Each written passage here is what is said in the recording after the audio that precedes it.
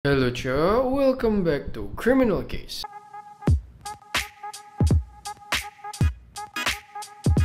Nah, sebelum ke ceritanya ya, gue kemarin baca-baca komen kayak banyak banget dari lu yang bingung gitu kenapa channel gue tiba-tiba ada 3 ya kan. Ya, pokoknya channel yang aktif ya, yang beneran punya gue itu cuman yang ini, yang Botita Buti ya. Ntar gue ganti namanya dah. Channel yang ini, yang nama gue yang Bodi Purnama itu entah siapa dia ngambilin video gue ya, dan ya di re-upload ke channel itu. Jadi itu bukan gue ya. Jadi buat lu yang ya mungkin mau bantuin gue, boleh di report aja channelnya, enggak juga nggak apa-apa. Pokoknya channel gue cuman ini Botita Buti yang gue pegang ya. Channel gue yang lama itu juga udah bukan gue yang pegang, jadi nggak usah bingung ya. Nah, buat yang bingung apa yang terjadi gitu ya sama channel lama gue segala macam, ntar lah ya gue live streaming, kita ngobrol-ngobrol di live streaming aja biar enak ya. Nanti gue umumin kapan live streamingnya. Intinya channel gue cuman ini doang ya, cuman satu doang, Botita Buti ya. Yang lainnya bukan punya gue. Apalagi yang ini ya, monggo di report, nggak juga nggak apa-apa. Nah, hari ini gue bakal bawain kisah seorang pria yang bisa dibilang apa ya, unik ya. Uniknya tapi lebih ke freak cok lebih ke aneh gitu ya. Nanti si orang ini itu di kasus ini dia bikin boneka pakai jasad manusia cok. Denger itunya udah tahu lu sesakit apa cok nih orang. Dan nanti di pengadilannya itu juga bakal bikin apa ya, bakal bikin rada kesel lah ya. Usah banyak basa-basi, penasaran gimana ceritanya, sesakit apa orang ini dan kok bisa sampai sesakit itu ya, apa yang terjadi. Makanya tonton terus sampai habis. Jadi orang yang mau gue ceritain ini bernama Anatoly Yuryevich Moshkin. Dia tuh lahir pada tanggal 1 September tahun 1966 di sebuah kota di Rusia bernama Gorky. Nah, ini gue nggak gitu dapet ya info keluarganya tuh kayak kaya atau kurang kaya gitu. Gue nggak gitu dapet informasinya. Tapi semua keanehannya itu mulainya waktu Anatoly umur 12 tahun cok. Jadi waktu Anatoly umur 12 tahun itu ada satu kejadian yang cukup aneh Jadi waktu Anatoly lagi pulang sekolah, dia mau pulang ke rumahnya jalan kaki ya kan. Nah, di tengah jalan waktu dia jalan kaki, dia tuh disamperin sama beberapa kayak pria dewasa gitu ya. Dia dipaksa buat ikut sama cowok-cowok ini. Dan karena waktu itu Anatoly masih kecil ya kan, ya udah ikut-ikut aja ya kan. Karena juga yang maksa kan orangnya udah dewasa-dewasa cowok. Udah diikutin aja tuh sama Anatoly Dan ternyata si Anatoly itu dibawa ke sebuah pemakaman cowok ke kuburan cowok. Bawa tuh ya kan, digandeng si Anatoly, sampailah Anatoly di apa ya, kayak sebuah kuburan punya seorang anak kecil perempuan berusia 11 tahun bernama Natasha Petrova. Waktu di kuburannya itu juga masih ada mamanya si Natasha cok, yang kayak masih nangis-nangis gitu karena ya anaknya baru meninggal ya kan. Dan lu tahu si mamanya Natasha nyuruh Anatoly ngapain? Disuruh nyium keningnya si Natasha cok. Jadi kayak kondisi kuburannya itu belum belum ditutup gitu petinya, baru dimasukin doang ke liang kubur. Anatoly disuruh masuk ke petinya, disuruh nyium jidatnya Natasha cok. Nah, yang anehnya lagi, biasanya kalau anak kecil disuruh gitu kan takut kan biasa kalau anak kecil ya lu bayangin disuruh nyium jasad kan. Ya kalau anak kecil yang normal kan nangis nolak Anatoly enggak cok. Si Anatoly ini malah suka cok. Di momen dia nyium keningnya jasadnya Natasha, si Anatoly itu dia jadi excited gitulah ya. Jadi ada perasaan seneng gitu. Emang aneh cok. Habis kelar disuruh nyium jidatnya si Natasha, mamanya Natasha itu ngasih Anatoly sebuah cincin gitu disuruh dipakai. Terus satu lagi cincinnya itu dipakein di jasadnya Natasha. Jadi ibarat kayak mereka tuh secara nggak langsung udah menikah gitulah Tapi bedanya yang satunya udah meninggal, satunya masih hidup.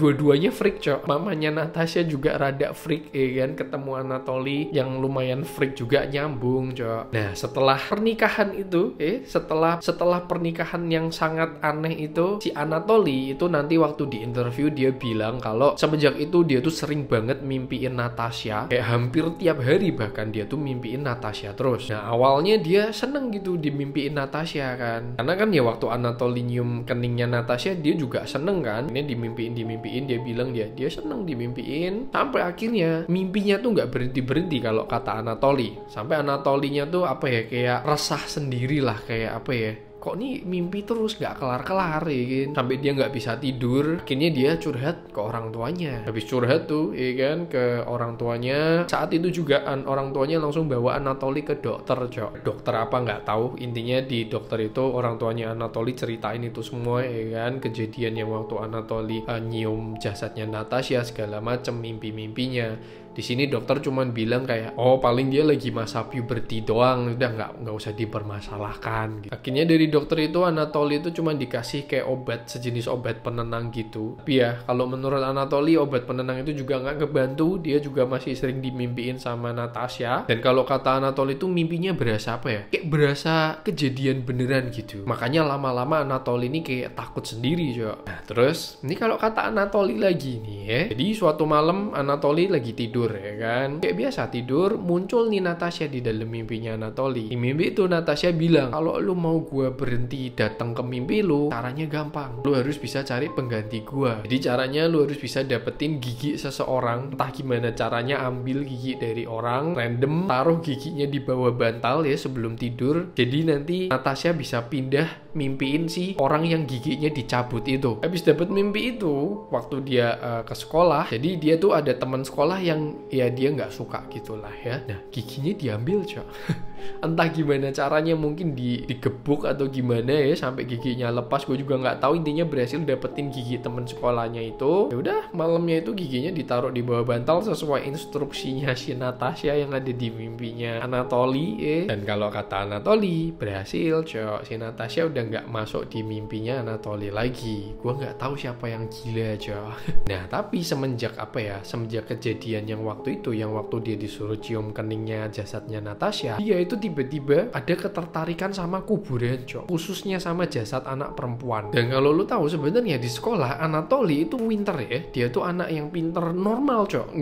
Bukan anak yang dibully segala macam, nggak, ada punya temen gitu. Pelajaran juga ya oke lah, nilainya oke lah, nggak yang goblok banget gitu. Tapi ya itu, Cok, ya dia tuh punya apa ya, semenjak kejadian nyium keningnya Natasha tuh dia jadi punya ketertarikan yang aneh gitu sama kuburan. Dia tuh kayak suka datang ke kuburan, ngelihat ya khususnya jasad perempuan gitu lagi dikubur gitu ya, dia nontonin aja gitu orang dikubur, Cok. Terus singkat cerita Anatoly beranjak dewasa ya kan. Jadi dia umur 12 tahun sampai dia dewasa nih ya nggak ada kejadian apa-apalah. Selayaknya orang biasa aja gitu, normal ya, sekolah segala macem. Ini dia masuk kuliah ya di University of Moscow dengan jurusan fisiologi ya. Nah fisiologi ini kan mempelajari tentang biologi juga ya kan, kayak cabangnya dari biologi lah, mempelajari tentang makhluk hidup. Dan di fisiologi ini juga dia belajar kayak banyak hal gitulah, sejarah, budaya, bahasa gitu-gitulah ya. Dan lu tahu Anatoly bisa berapa bahasa? 13, Cok. Ya lu bayangin aja itu sepinter apa 13 bahasa, Cok. Dan ya di situ dia juga mempelajari tentang makam, tentang kuburan. Gak tahu juga itu ada di SKS kuliahannya atau gimana, gue gak tahu ya. Intinya Anatoly itu bilang di kuliahan dia tuh mempelajari banyak tentang makam gitu, kayak ritual-ritual penguburan orang ya, budaya di negara ini kalau orang dikubur tuh kayak gimana, di negara ini gimana gitu-gitulah ya mungkin ya. Anatoly juga di kuliahnya sempat nulis beberapa buku tentang apa tapi gua nggak tahu, sampai akhirnya di tahun 2003 waktu dia udah umur 37 tahun dia baru mulai pacaran nih sama seorang wanita bernama Ulia nih. Jadi rada telat ya pacarannya. Tapi dari awal dia pacaran, si Anatoly ini bilang ke Ulia kayak, oke kita pacaran ya, tapi aku nggak mau berhubungan badan, aku nggak mau minum-minum, aku nggak mau ngerokok, pokoknya hal-hal yang sifatnya menyenangkan gitu ya, tapi ya bisa dibilang negatif dan rada negatif itu mau dihindari lah sama Anatoly. Dan ya Ulia setuju aja, Cok.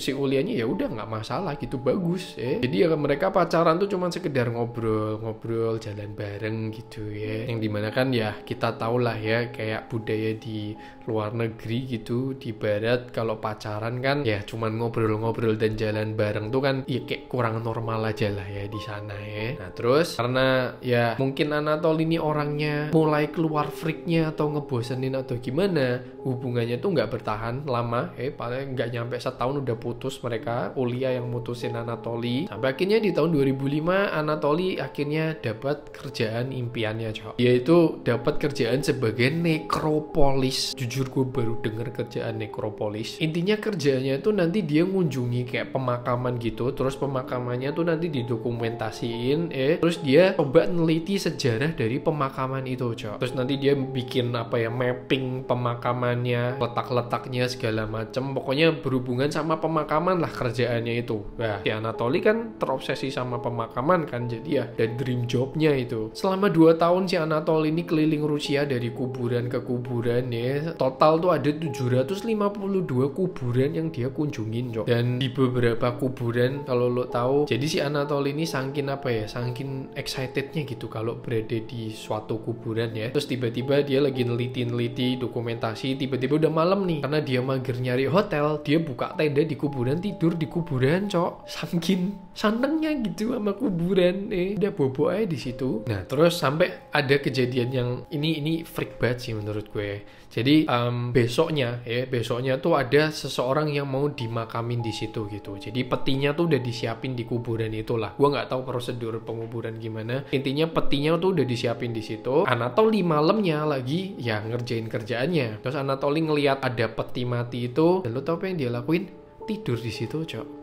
Ya tidur di peti mati itu. Ya katanya dia pengen ngerasain rasanya tidur di peti itu kayak gimana gitu, rasanya jadi orang yang udah meninggal tuh gimana. Nah, terus dalam kerjaannya itu, waktu dia berkunjung ke makam-makam itu beberapa kali Anatoly juga sempet dilaporin ke polisi karena ada beberapa kuburan yang kayak bekas digali gitu loh, dan yang nggak ada orang lain selain Anatoly di kuburan itu. Sempet dibawa ke kantor polisi, ditanyakan si Anatoly, bener nggak lu yang ngegali kuburan itu? Si Anatoly bilang, oh enggak Pak, saya di sini kerja gitu, kerjaan saya tuh emang ya begini, neliti kuburan, dokumentasiin gitu-gitulah. Dia kasih mungkin kayak ID cardnya gitu, gue juga nggak tahu. Sampai akhirnya ya polisi percaya, oh ya udah lanjutin aja. Dia dilepas akhirnya, padahal ya beneran dia yang gali kuburan itu, Cok. Sampai akhirnya kerjaannya si Anatoly ini udah kelar gitulah ya, udah selesai ngunjungin 700 lebih kuburan itu tadi. Akhirnya dia balik ke kota asalnya, ke Gorky. Nah, di situ dia mulai jadi penulis nih. Dia nulisin kayak mungkin kuburan tentang kuburan-kuburan gitu mungkin ya. Dan di titik hidupnya Anatoly yang sekarang ini, Anatoly itu bener-bener jadi orang yang yang ansos banget gitu. Jadi kerjaan dia tuh cuman bangun, nulis buku, ngobrol sama orang tuanya, udah gitu doang. Nggak pernah keluar rumah, itu nggak pernah, Cok. Dan dia paling keluar gitu cuman kayak sesekali, itu pun keluarnya dia nongkrong di kuburan. Sampai di tahun 2009 di pemakaman lokal di kota Gorky itu banyak orang yang mulai ngeh nih, kalau ini kok kuburan keluarga gue kayak kayak morak-marik gitu, kayak habis digali sama orang. Kan orang sering berkunjung tuh, anggota keluarga berkunjung ke pemakaman keluarganya gitulah. Waktu berkunjung kok, lah ini kok kayak kacau gitu kuburannya. Mulai dikeluhin ke pihak pemakaman ya kan, ini kok kuburan keluarga saya jadi kacau begini Pak, gimana segala macam lah. Terus akhirnya pihak kuburan ini coba ngecek gitu ya, kuburan-kuburan yang rada morak-marik itu digali lagi, coba dicek, dan lu tahu apa yang terjadi? Jasadnya hilang, Cok. Jadi tinggal petinya doang, Cok. Terus kuburan-kuburan yang morak-marik itu digaliin satu persatu dan semua jasadnya hilang, Cok. Dan ya pelakunya siapa lagi? Dan lain dan tak bukan ya si Anatoly, Cok. Pokoknya selama 2 tahun Anatoly itu ngelakuin penggalian kuburan itu. Sampai akhirnya karena Anatoly sering banget terlihat di kuburan yang digali itu, yang jasadnya pada hilang itu, akhirnya warga ngelaporin ke polisi kayak, Pak, ini kayaknya pelakunya si Anatoly deh, karena saya sering ngeliat dia nongkrong di kuburan itu sampai malam. Dan yang ngomong nggak cuma satu orang, Cok. Kayak ya polisi percaya. Akhirnya Anatoly dibawa ke kantor polisi buat ditanya-tanya. Si Anatoly waktu ditanya-tanya kayak cuma diem doang ya. Akhirnya di sini kan polisi tadi curiga jasad-jasadnya ditaruh di rumahnya Anatoly nih. Akhirnya minta ke rumahnya Anatoly. Anatoly juga ya bolehin pasrah aja. Nyampe ke rumahnya, si polisi dipersilakan masuk. Waktu masuk, polisi mulai nyium bau-bau busuk, Cok. Kayak bau-bau bangke gitulah Terus polisi kayak ngelihat rumahnya gitu, di rumahnya Anatoly banyak boneka-boneka gitu ya kan. Terus polisi penasaran, ngambil tuh ya, diambil salah satu bonekanya ya kan. Coba di otak-atik. Situ polisi sadar kalau itu boneka bukan sembarang boneka, Cok. Itu boneka yang dibuat dari jasad manusia, Cok. Terus di rumah itu polisi juga banyak nemuin peta dari berbagai pemakaman di sekitar rumahnya Anatoly. Ada peta, ada foto sebuah kuburan. Terus ada foto batu nisan juga ya, dan foto batu nisan itu match sama jasad-jasad yang dilaporin hilang, cok. Jadi ya buktinya udah cukup kuat ya. Terus polisi waktu tahu ini kayaknya dari jasad manusia, polisi kaget, polisi langsung bilang kan, ini jasad manusia beneran gitu. Terus si Anatoly jawab kayak, iya pak, maaf pak, saya gali kuburan mereka. Langsung ngaku, cok. Dan terus di dalam boneka itu ya, kalau bonekanya diambil atau gimana tuh keluar bunyi suara musik gitu. Dan ternyata Anatoly itu masukin sebuah musik box ke dalam jasad itu, cok. Dibawa lagi Anatoly ke kantor polisi buat diinterogasi lebih lanjut. Dan ya dia akhirnya kooperatif banget. Dia bilang ya emang dia yang gali kuburannya segala macam. Terus yang tadi gue ceritain di awal itu, yang dia dicegat sama orang segala macam buat nyium jidatnya Natasha, itu ceritanya Anatoly itu ya. Jadi waktu Anatoly diinterogasi dia cerita semua itu. Gue jadi polisinya yang dengerin sih melongo, cok, denger cerita begituan ya kan. Terus Anatoly jelasin lah tuh prosesnya gimana cara dia ngambil jasad-jasad itu dari kuburan ya, sampai dia jadi boneka itu. Gue nggak akan jelasin detailnya kayak apa karena dari kemarin video gue dolar kuning, cok. Makanya gue kemarin telat upload itu karena ya waktu gue upload dolar kuning, jadi gue harus minta tolong review dari YouTube-nya ya, makanya rada lama gue uploadnya. Jadi di video ini gue nggak bakal jelasin detailnya kayak apa. Intinya Anatoly jelasin gimana cara dia dari gali kuburnya itu diambil jasadnya, terus yaudah dia berkarya lah itu ya, bikin boneka-boneka itu. Terus di sini waktu diinterogasi si Anatoly ini juga cerita ke polisi kalau sebenarnya dia tuh pengen banget punya anak, tapi ya dia nggak tertarik sama berhubungan badan gitu. Dia nggak mau melakukan hal-hal yang menurut dia negatif. Makanya akhirnya ya dia larinya ke kuburan ngambilin jasad anak-anak itu ya, diambilin dijadiin boneka buat temennya di rumah. Emang sakit, cok. Dan dia tuh juga di sini bilang ya, dia ngalor ngidul, dia bilang kalau saya berharap suatu hari nanti bakal ada teknologi atau ilmu sihir yang bisa bikin jasad anak-anak itu dihidupin kembali. Ya, itu kata Anatoly. Bahkan ya boneka-boneka itu ada hari ulang tahunnya sendiri, cok. Masing-masing boneka dibikinin hari ulang tahun. Nanti waktu ulang tahun ya dikasih kue, makan bareng gitu di meja makan ya, gitu-gitulah. Aneh sih, cuman kadang kesian deh kalau ngelihat orang yang begini gitu. Kayak ya kan maksudnya emang emang keadaan mentalnya yang nggak bener ya kan, bukan karena dia mau atau gimana mungkin ya. Oh, dan lu tahu orang tuanya Anatoly itu sering main ke rumahnya Anatoly, cok, dan ngelihat boneka-boneka itu. Tapi ya dikira boneka biasa aja gitu, padahal ya ada baunya, cuman ya nggak mempertanyakan ya si orang tuanya Anatoly. Dan waktu orang tuanya Anatoly tahu tentang kasus ini, papanya Anatoly langsung sampai kena serangan jantung, cok. Waktu denger gitu kaget ya kan, kena serangan jantung, tapi untungnya berhasil dibawa ke rumah sakit ya, berhasil diselamatkan gitu ya. Dan di rumahnya Anatoly ditemuin ada total 26 boneka. Tapi walaupun cuma ditemuin 26 boneka, polisi itu memperkirakan kalau Anatoly itu udah nyuri sekitar 150 jasad anak perempuan. Tapi ya kemungkinan jasad-jasadnya itu ada beberapa yang udah dibuangin gitu, karena mungkin udah terlalu membusuk atau gimana ya. Tapi Anatoly nggak ngambil nyawa siapapun, dia cuman bener-bener gali kubur doang ya. Sampai akhirnya di persidangan Anatoly dituntut atas beberapa kasus. Dia dituntut atas pencurian, penyalahgunaan lahan pemakaman, sampai perusakan properti ya, vandalisme. Oh sorry, dan bahkan ada salah satu bonekanya itu yang udah diambil sama Anatoly, yang udah dibuat sama Anatoly di tahun 2002, dan Anatoly itu baru ketangkep di tahun 2011, cok. Jadi ya itu diawetin sama Anatoly. Nah terus di pengadilan orang tua yang anak perempuannya itu diambilin marah kan tuh, datang semua tuh ke pengadilan, langsung ngata-ngatain Anatoly kan, kayak woi lu freak, lu nggak jelas segala macem, aneh gitu-gitu kan. Pengadilan Anatoly bilang directly ke orang tua korban. Anatoly bilang kayak, kalian seharusnya seneng, kalian semua ini ninggalin anak-anak kalian di bawah tanah. Di bawah tanah itu dingin, mereka nggak bisa nafas, sedangkan di tempat saya kasih makan, saya rayain ulang tahunnya lebih hangat. Harusnya kalian berterima kasih sama saya merawat anak-anak kalian gitu. Jasad-jasad anak kalian lebih manusiawi daripada ditaruh doang di bawah liang kubur. Ya nggak salah sih, tapi kan maksudnya udah jasad kan, nggak etis aja, cok. Beda kalau ditinggalnya waktu keadaan hidup baru, cok. Ya intinya dari hasil persidangan si Anatoly itu akhirnya dijatuhi hukuman penjara cuma 5 tahun doang, karena ya dia nggak ngambil nyawa siapa-siapa, cok. Dan ya Anatoly sampai detik-detik terakhir dinyatakan bersalah, dia nggak ngerasa bersalah, cok. Dia tuh cuman yang ada di otak dia tuh kayak, ya lu itu jasad-jasadnya gue rawat dengan baik gitu, apa salahnya? Itu yang ada di otaknya Anatoly. Bahkan Anatoly bilang nanti waktu dia udah bebas dari penjara, ada kemungkinan dia bakal ngelakuin hal yang sama, merawat para jasad-jasad itu ya. Sampai akhirnya di tanggal 25 Mei 2012 di pengadilan itu mutusin kalau Anatoly itu nggak di penjara ya, tapi dia coba diperiksa gitu keadaan mentalnya sama psikiatris, dan ternyata Anatoly ini didiagnosis mengidap gangguan mental, mengidap gangguan mental skizofrenia. Terus dia dibebasin dari penjara, dikeluarin, tapi dimasukin ke kayak ya rumah sakit jiwa gitulah yang khusus buat tahanan ya. Sampai gue bikin video ini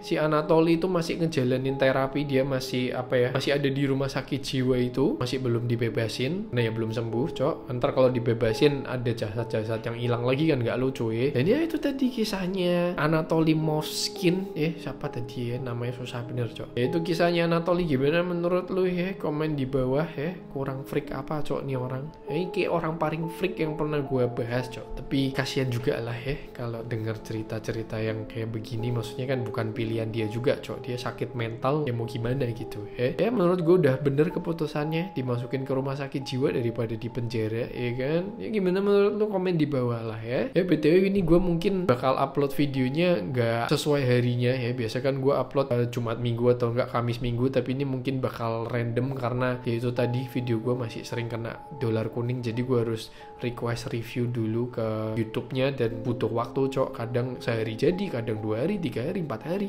Kayak kemarin tuh gue harusnya upload hari Jumat, tapi gue baru upload kapan tuh? Selasa ya kemarin ya. Jadi mau dimaklumi tapi gue bakal upload video terus, tapi harinya nggak tahu kapan. Nanti kalau emang harinya udah bisa fix gitu, gue udah bisa setiap upload langsung dolar hijau, nanti gue umumin lagi ya.